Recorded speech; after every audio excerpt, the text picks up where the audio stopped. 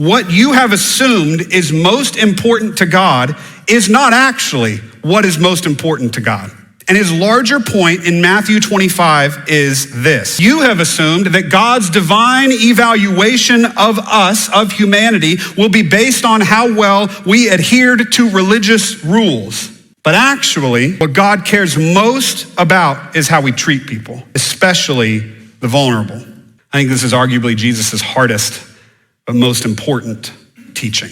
He lays out 4 categories of people who are often tossed aside, both in that society and culture and in ours today. The poor, the stranger, which literally means foreigner, immigrant, or refugee, the sick, and the prisoner.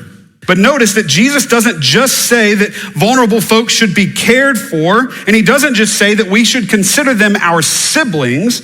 Jesus explicitly identifies himself with them. David Gushee puts it like this in his latest book called The Moral Teachings of Jesus. In this story, the hungry, the thirsty, etc., are not just representatives of God or sent by God, they are God, or at least God is incarnated in them.